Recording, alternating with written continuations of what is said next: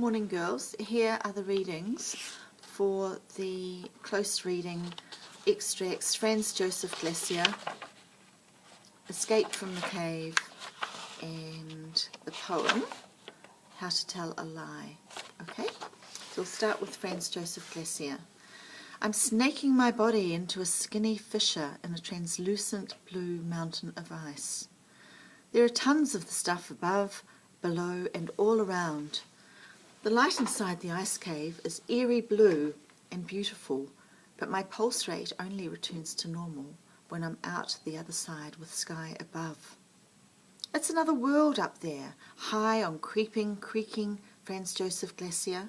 Squeezing through ice caves and crevasses is thrilling as is inching between just frozen lakes and ice faces and climbing steps cut into near vertical walls of ice. It's a serious, body-warming walk, and wearing boots with spiky metal crampons attached doesn't make for sprinting, but is worth the huff and puff. The high heart of the glacier is fabulously sculptural, and I feel Lilliputian, tiny, strolling through a giant fantasy of pinnacles, shimmering walls, slender crevasses, rounded caves, and duck-egg lakes. The bonuses are fantastic views of steep glacier walls that follow a braided valley down to the distant sea, and a naughty Kia swoops in, showing off his orange undercarriage before trying to steal my lunch.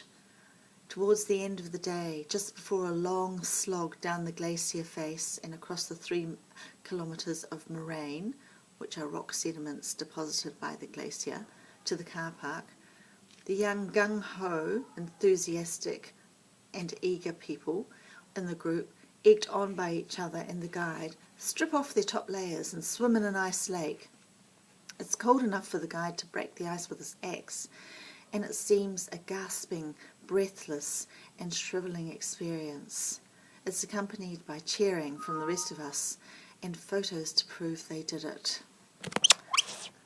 Questions are: A. 1. Identify one language feature the writer uses to describe the glacier. 2. Provide an example of this language feature from the text. B. Explain how this language feature shows what the glacier is like. And then your long written answer over the page.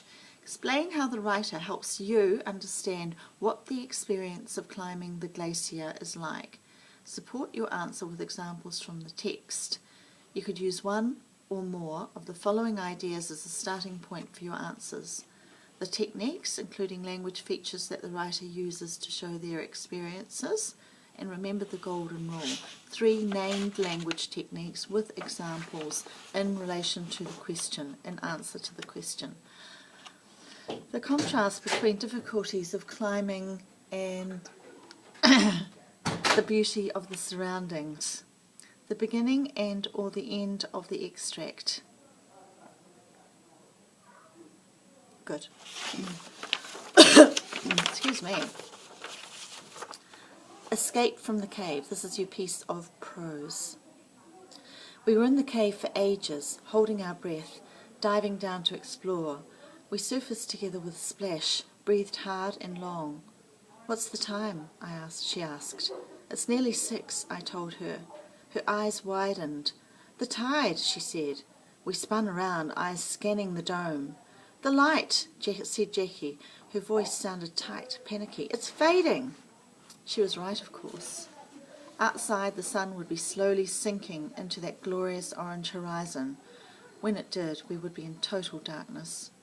Did you check the way we came in? No. Kyle, she exploded, thrusting her face close to mine. You said you were going to.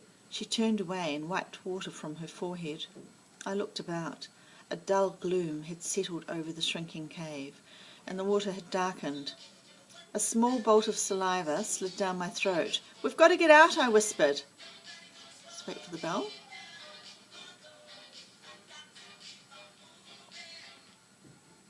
Okay. We've got to get out, I whispered. Now!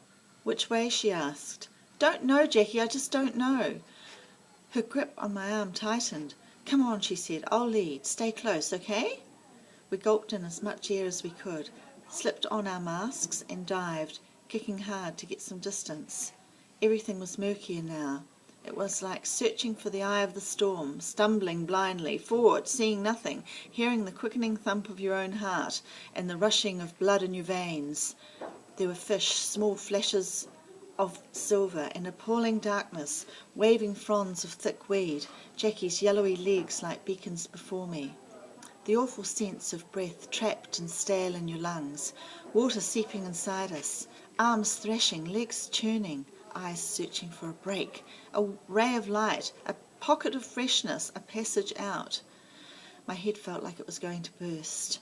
I desperately wanted to open my mouth, shout out for help, scream at our stupidity, but I was sinking, hurting, falling forward and rolling uncontrollably until someone's finger grabbed me, righted me, propelled me out as I stared madly at the rocks and the water. Then the sun set sky above us, and air, glorious clean air, sweet torrents of air inside us again.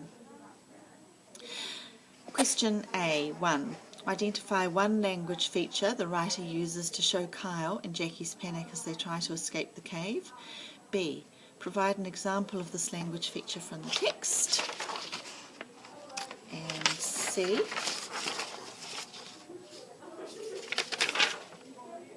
Two. Provide an example of this language feature from the text. B. Explain how this language feature shows Kyle and Jackie's feelings. And C. Explain how the writer shows what the experience of being trapped in the cave is like for Kyle and Jackie. Support your answer with examples from the text. Golden rule. You could use one or more of the following ideas as a starting point for your answer.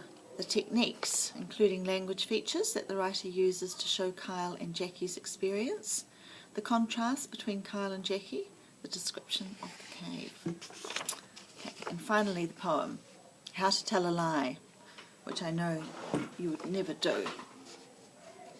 A lie, contrafecto, is a perfection in itself when carried off rightly, that is.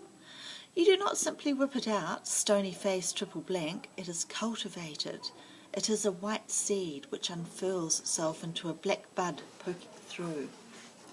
A lie is not a series of ums or ers. You must let the lie run through you like a mouse runs up your sleeve, now peeping at your neck.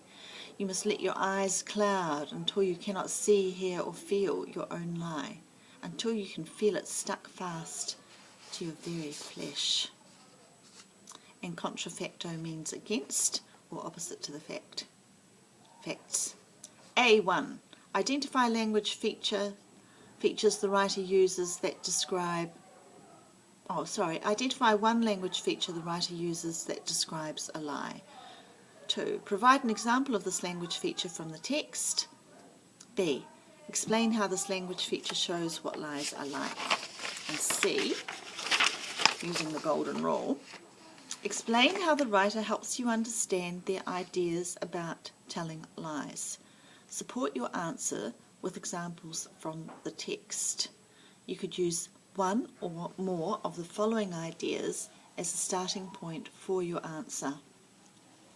The techniques, including language features that are used to show the writer's ideas about telling lies. Golden rule. The contrast between methods of telling lies. The way the poem, ideas in the poem are organised. Happy writing.